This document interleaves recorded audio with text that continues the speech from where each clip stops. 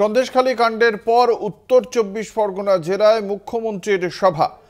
আগামী ১২ই মার্চ তিনি উত্তর ২৪ পরগনার হাবড়ায় যাবেন বলে জানতে পারা যাচ্ছে। বিশদে জানবো, আমাদের সঙ্গে রয়েছেন আমাদের বিশেষ প্রতিনিধি দেবজ্যোতি ঘোষ। দেবজ্যোতি, কি জানতে পারা যাচ্ছে হাবড়ায়? ঠিক শুধুমাত্র রাজনৈতিক জনসভা নাকি প্রশাসনিক কাজ নিয়ে যাচ্ছেন মুখ্যমন্ত্রী?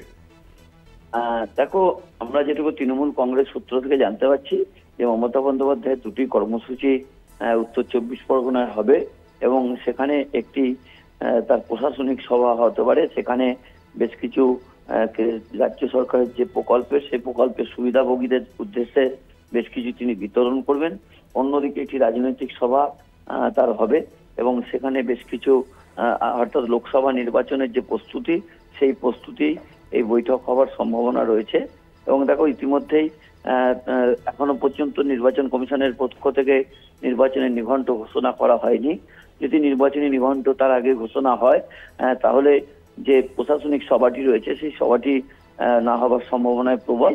এবং সেই জায়গা থেকে মমতা বন্দ্যোপাধ্যায় সেখানে রাজনৈতিক কর্মসূচি করবেন, অর্থাৎ হাবড়াতেই কিন্তু সেই রাজনৈতিক কর্মসূচি করার কথা বলে আমরা তৃণমূল কংগ্রেস সূত্রে থেকে জানতে পারছি।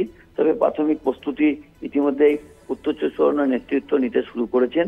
এই জায়গাতেই বেশ কয়েকদিন ধরে সন্দেশখালীর বিভিন্ন এলাকায় বেশ কিছু দিন ধরেই বেশ কিছু অভিযোগ আসছিল এবং সেই জায়গাতে তার এই উত্তর ২৪ পরগনার কর্মসূচি রাজনৈতিকভাবেও গুরুত্বপূর্ণ।